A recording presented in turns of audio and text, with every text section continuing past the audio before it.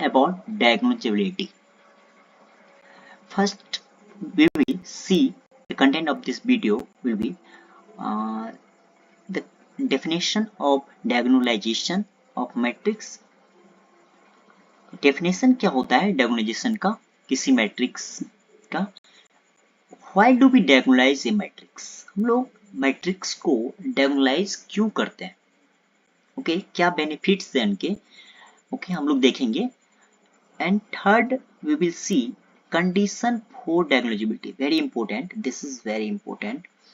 Okay कि क्या क्या कंडीशंस है एक मैट्रिक्स डायगोनलाइजेबल हो जाएगा.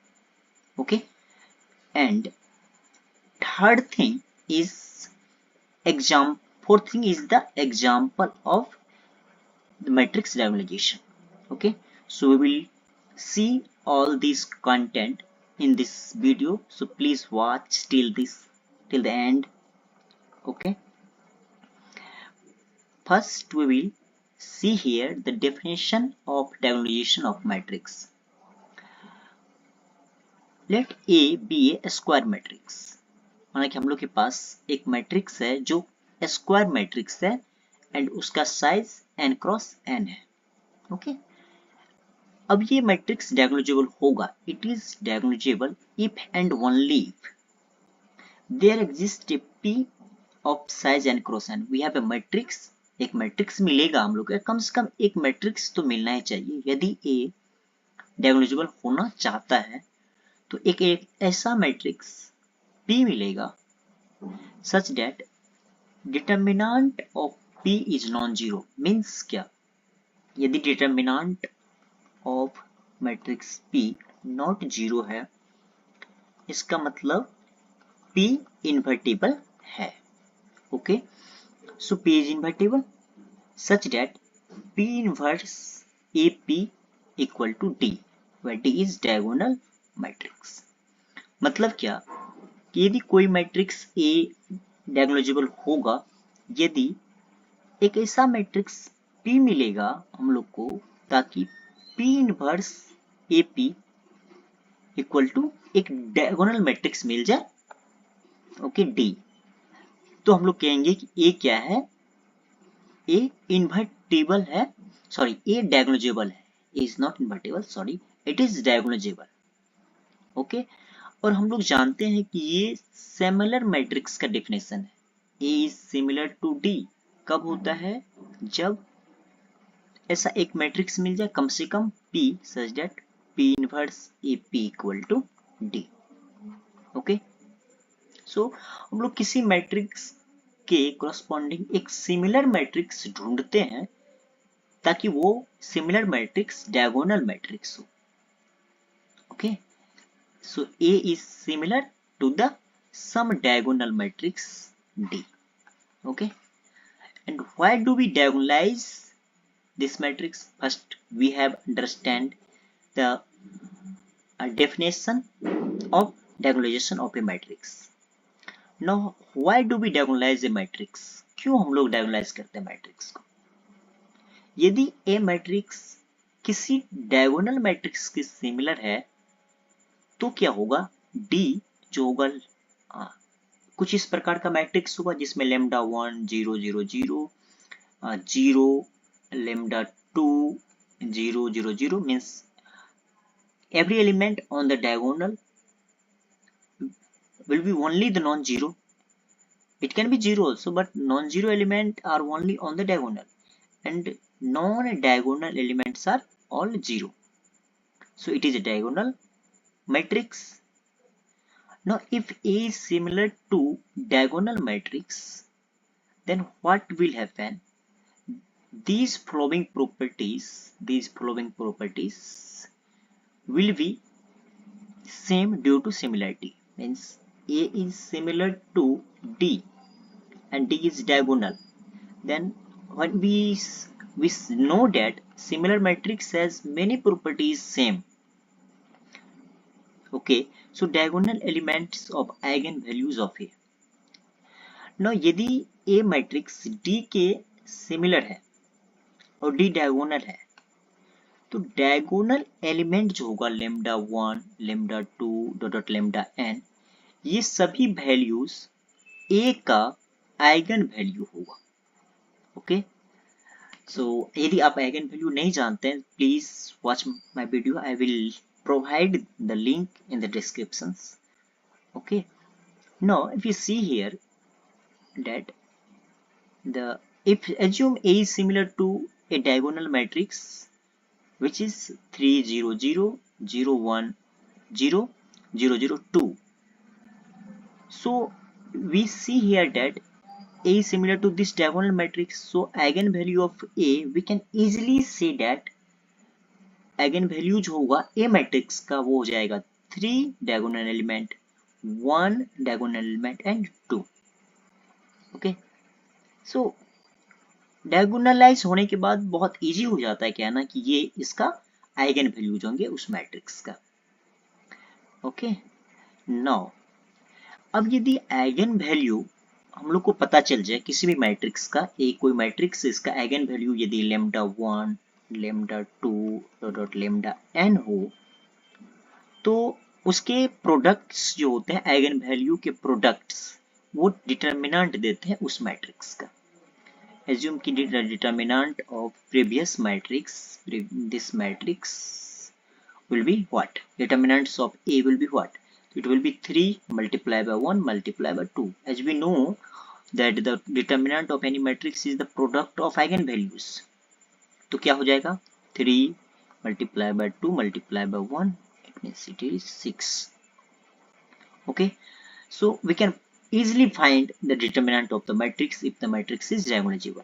okay, diagonal element का प्रोडक्ट कर देंगे जो कि आइगन वैल्यूज होते हैं। अब नौ यदि डायगोनल एलिमेंट आइगन वैल्यूज है तो ट्रेस निकालना इजी। ट्रेस हम लोग निकाल सकते हैं सभी आइगन वैल्यूज को ऐड करके, sum of the eigenvalues of A, we can easily find the trace. In this example, if we take A is equal to any matrix, if we take 4 0 0 0 3 0 0 0 minus 1, if A is similar to D, okay, A is any matrix and it is similar to this matrix, then this will imply trace of A will be what? Trace of this matrix, इस matrix का trace क्या होगा? तो इस matrix का trace हो जाएगा 4 plus 3 minus 1 और this will be equal to 7 minus 1, this is 6. Okay, so we can easily find the determinant of the matrix, trace of the matrix. Okay, now यदि A is similar to D, तो by definition of similarity there exists a matrix P and P is invertible such that P inverse AP is D. Assume we have this. Okay, now if you multiply P inverse AP to itself and D to itself, then it will be P inverse AP and P inverse AP and D into D. Now if here we can see that P inverse P is identity, so remaining matrix will be P inverse A multiplied by A square and here P. So हम लोग क्या मिला? P inverse A square P equal to D square. So here from this statement what we can say that A square is similar to D square.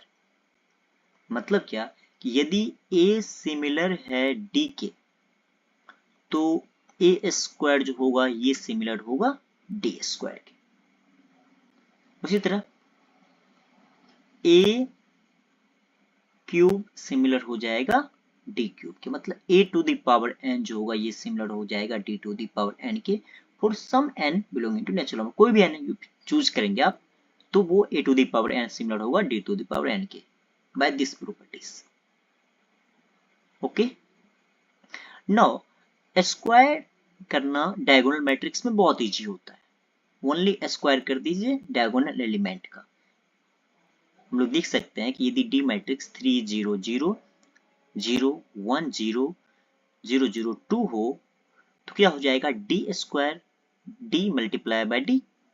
तो first row first column is 3 square, first row second column is 0, first row third column is 0. Similarly, second row first column is with 0. Second row second column is 1 square. Second row third column is 0. Similarly, we can see that third row first column is 0. Third row second column is 0. Or third row third column is 2 square. Means क्या? If we have a diagonal matrix D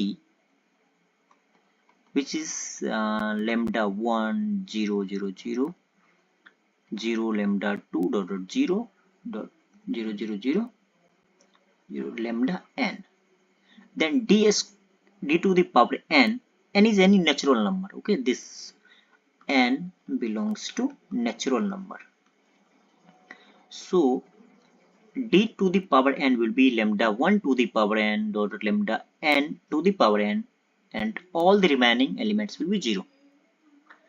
So now if we know the properties that A is similar to D, and we know all the properties of A because we know the property of D easily, so we can find all the properties of A square, A cube dot dot dot A to the power n. Okay, so हम लोग इनके सभी properties को find कर सकते हैं. Okay, now here we see that square matrix, कोई भी दो square matrix and B are similar. Okay, we have seen this definition such that B equal to P inverse AP. Okay, and if A is similar to B, then B will also be similar to A, because we can write here P A B, P inverse operating both side by P, and P inverse it will be P inverse A P inverse, it is identity multiply by A multiply by identity, so it will be A, and we can write here that it is P inverse B P inverse equal to A, and we can assume P inverse equal to some other matrix, assume S, so it will be S inverse B S inverse equal to A. Okay, so we can easily see that we have at least we have a matrix S such that S inverse B S equal to A, then A is similar to B implies B is similar to A. Now we can easily find the rank of the matrix A. Okay, we are seeing the why we diagonalize a matrix. क्यों हम लोग किसी matrix को डायगोनलाइज करते हैं, डायगोनलाइजेशन करने के फायदे क्या है? तो डायगोनलाइजेशन करने के फायदे ये है कि हम लोग इजीली डिटर्मिनेंट निकाल सकते हैं, ट्रेस निकाल सकते हैं, ओके, रैंक निकाल सकते हैं. ओके, रैंक क्या हो जाएगा? रैंक हो जाएगा number of non zero eigen values. Eigen values निकाल सकते हैं, और आइगन वैल्यू निकलने के बाद पता चल जाएगा कि जो जो नॉन जीरो आइगन वैल्यू होंगे, जो जो उस वो जितना भी होंगे वो हो जाएगा rank of that matrix. Okay, if you see we have a matrix A, यदि हम लोग के पास ए है 0 0 0 0 3 0 0 0 4, तो number of non zero eigen value कितना है हम लोग के पास? 2. तो रैंक ऑफ ए क्या हो जाएगा? 2 हो जाएगा. We can easily see that this vector is 0 vector. तो रैंक क्या है? 2 है ये A मैट्रिक्स का. Okay, so now easy to find all the properties of A inverse. अब A का सभी प्रॉपर्टी D के कारण से हम लोग यदि जानते हैं तो A inverse का भी प्रॉपर्टी बहुत इजी हो जाता है, because यदि P inverse AP is D for some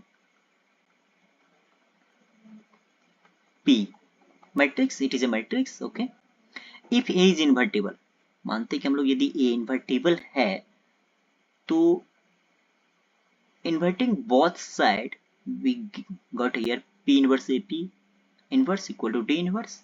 It will be this matrix, inverse of this matrix first, the P inverse A inverse P inverse. यदि ABC कोई मैट्रिक्स और यदि इन्वर्टेबल है तो इसका इन्वर्स क्या होगा? इसका इन्वर्स होगा C inverse B inverse A inverse. Okay, so by using this method it will be P inverse A inverse P. So we can easily see that it is A inverse is similar to D inverse. और यदि D diagonal matrix है तो D inverse निकालना बहुत easy है. It will be 1 by lambda 1 dot dot 1 by lambda n and और सभी element जितना भी बाकी एलिमेंट्स हैं नॉन डायगोनल वाला एलिमेंट्स वो सभी क्या होंगे? जीरो होंगे. We can see here if a is equal to 3 0 0 0 4 0 0 0 minus 1 तो a का जो इन्वर्स होगा वो हो जाएगा 1 by 3 0 0 0 1 by 4 0 0 0 माइनस 1. ओके, सो सभी डायगोनल एलिमेंट्स का इनवर्स हो जाएगा. मल्टीप्लाई करके देख सकते हैं कि ये आइडेंटिटी के बराबर होगा. Okay, so now if A is similar to D then A inverse is similar to D inverse और D inverse निकालना बहुत इजी. सो A inverse का प्रॉपर्टी फाइंड करना इजी हो जाता है. Okay, now condition for diagonalizability. Diagonalization की conditions क्या है अब हम लोग देखेंगे. ये first condition says that A is a square matrix. A is any square matrix means it will be a row will be equal to column. Okay, we know that this one, it is definition.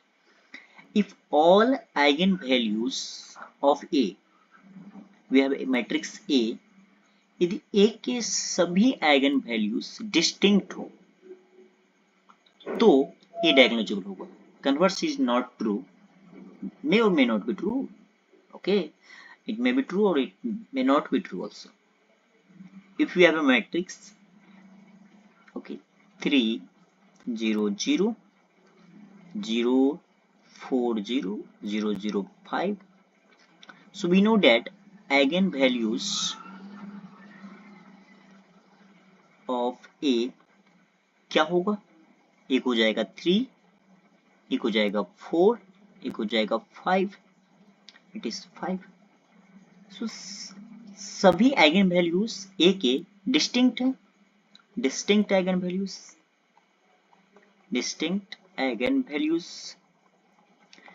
और यदि distinct eigen value है इसका मतलब है कि A diagonalizable है. Okay, we take here this 4. Okay, so A is diagonalizable. Okay, so converse may or may not be true. यदि डायगोनलाइजेशन है तो डिस्टिंक्ट ही होगा, बट डिस्टिंक्ट है तो डायगोनलाइजेबल होगा ही. सेकेंड कंडीशन ओके कि A is diagonalizable, any matrix A, a square matrix is diagonalizable if and only if we have a set of vectors, eigenvectors. Okay, यदि A diagonalisable होना चाहता है तो हम लोग के पास एक एटलीस्ट एक सेट ऑफ आइगन वेक्टर्स होना चाहिए. आइगन वेक्टर्स का डेफिनेशन है B equal to lambda B, जहां पे लैम्डा आइगन वैल्यू है और भी आइगन वेक्टर है. तो set of vectors, eigen vectors को नाम यदि हम लोग बीटा दे तो एक ऐसा सेट होना चाहिए जो Vn के बेसिस का निर्माण करे. ओके, मैट्रिक्स है तो लीनियर ट्रांसफॉर्मेशन होगा कोरस्पॉन्डिंग. लीनियर ट्रांसफॉर्मेशन जब भी होगा तो हम लोग के पास एक वेक्टर स्पेस होगा. अब उस वेक्टर स्पेस के लिए किसी भी मैट्रिक्स में यदि एक सेट ऑफ वेक्टर्स हम लोग यदि निकाल पाए, एटलीस्ट एक set of vectors such that वो set of vectors eigenvectors हो, और वो लीनियरली इंडिपेंडेंट हो, मीन्स बेसिस बनाए, लीनियरली इंडिपेंडेंट प्लस स्पैनिंग, तो कह सकते हैं कि ये डायगोनलाइजेबल है, and it is a strong condition because it is if and only if. Okay, so now we go to the next condition, that is diagonalizable.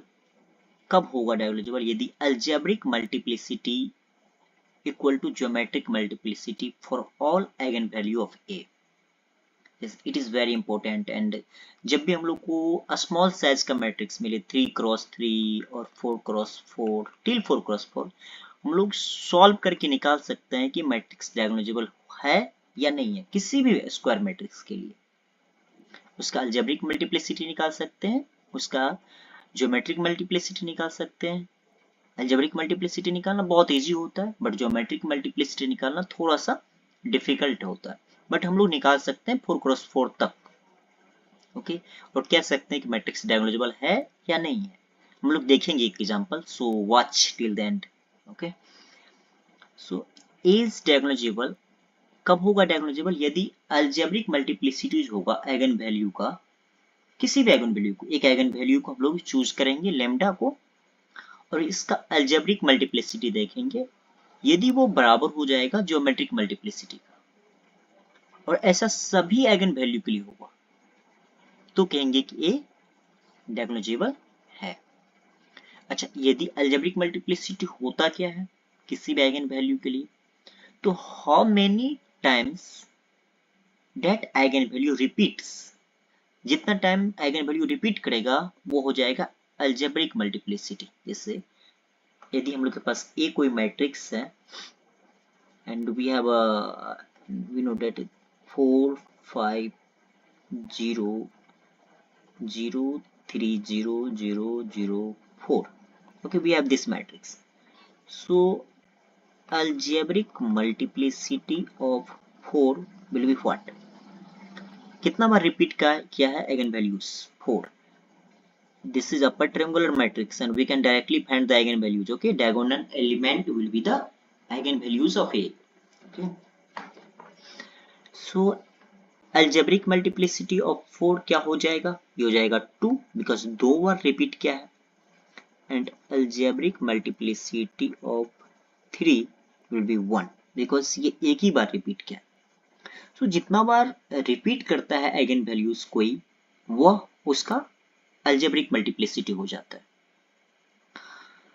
ना geometric multiplicity उस eigen value का क्या हो जाएगा? एक हम लोग वेक्टर स्पेस बनाएंगे आइगन वेक्टर्स का। Okay, set of all the vectors, this is eigen vector, set of all the eigen vectors, और उसका डायमेंशन निकालेंगे।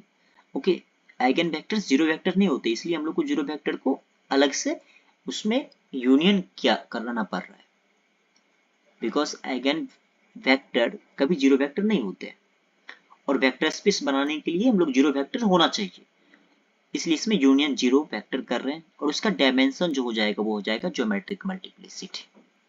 Okay, we see an example. Okay, assume we have a matrix 1 0 4 0 2 1 0 0 0. So eigenvalue of A are clearly, this is a upper triangular matrix, so we can easily see that the diagonal elements are the eigenvalues. So eigenvalues of A are 1 2 and 1, and if we see here that for lambda equal to 1, algebraic multiplicity कितना बार repeat किया है ये values? तो एक और एक, दो बार repeat किया है 1 eigen value as eigen values के तौर पे, तो algebraic multiplicity हो जाएगा 2. Now we are trying to find the geometric multiplicity for lambda equal to 1. So मान लेते हैं कि वेक्टर्स जो है ना वो x y z के फॉर्म में है, जो आइगन वेक्टर है, such that it is eigen vector. Eigen vector कहने का मतलब a of b equal to lambda b, for lambda equal to here lambda is equal to 1. So A matrix is 1 0 4 0 2 1 0 0 1, and we multiply this vectors x, y, z equal to, here we multiply 1, so after multiplying there will be no change, x, y, z it will be.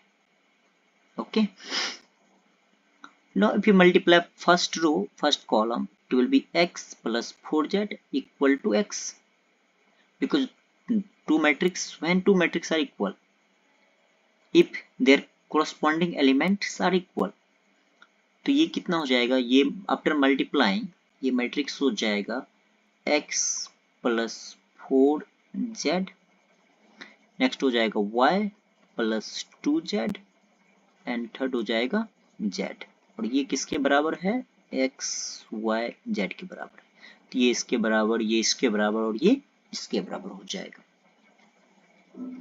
So by first condition हम लोग को क्या मिलेगा, x is equal to x, तो ये cut जाएगा, z equal to 0 because 4z equal to 0, इसका मतलब z इक्वल टू 0। उसी तरह by second condition we see here y plus 2z equal to y, but z तो 0 है,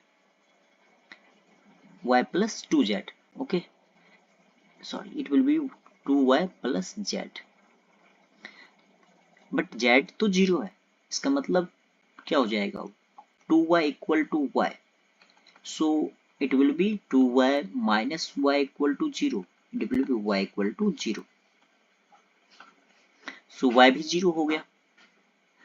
अब थर्ड कंडीशन में हम लोग को z इक्वल टू 0 मिल रहा है, so z कुछ नहीं मिल रहा है, z इक्वल टू z है, so x पता नहीं, y 0 है, z भी 0 है, इसका मतलब value which is unknown or independent, z is dependent because constant, y is dependent because constant, but x is independent, so all these vectors of this form x 0 0 को यदि हम लोग जमा करें, इस फॉर्म का होगा आइगन वेक्टर, और उसको हम लोग कलेक्ट करें तो कैसा कितने डायमेंशन का वेक्टर स्पेस बना सकते हैं, because only independent variable is x, सो इससे जो वेक्टर स्पेस बनाएंगे इस टाइप के वेक्टर्स के कलेक्शन से, वो कैसा बनेगा, ओनली वन डायमेंशन का,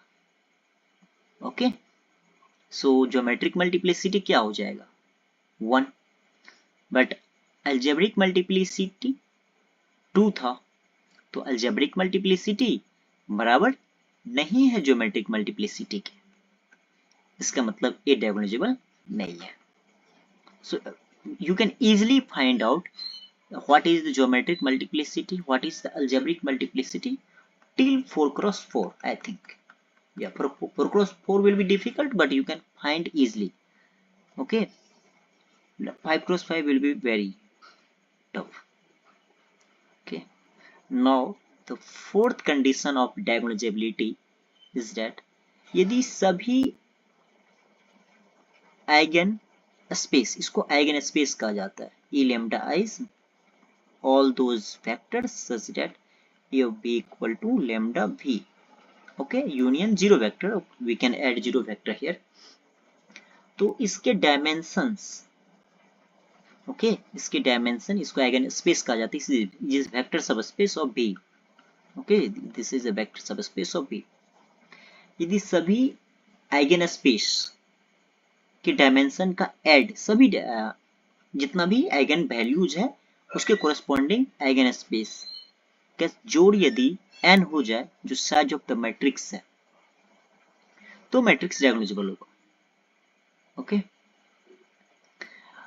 ओके नॉट में geometric multiplicity always less than होता है अलजेब्रिक मल्टीप्लिसिटी के, ओके यदि आपको प्रूफ चाहिए तो please comment in the comment box, I will provide the proof of this statement, okay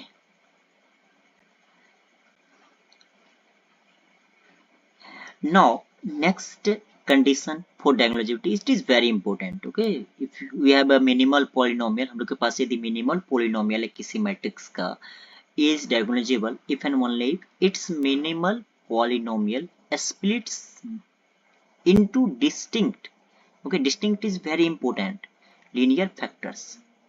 मतलब यदि ए डायगोनलाइजेबल होना चाहता है तो उसके पास मिनिमल पॉलिनोमियल के लिए डिस्टिंक्ट मतलब डिफरेंट लीनियर फैक्टर हो, मतलब पावर 1 का डिस्टिंक्ट लीनियर फैक्टर हो। मतलब ए यदि कोई मिनिमल पॉलिनोमियल है, सॉरी एम ए एक्स, और यदि ऐसा है वो x into x plus 1 into x plus 2, तो all the factors are distinct and linear. This will imply A is diagonalizable. But here we see that if max is x cube, minimal polynomial यदि x cube है तो क्या हो जाएगा, इसको लिख सकते हैं x multiply by x multiply by x. It is a linear but not different, not distinct, not diagonalizable. Okay?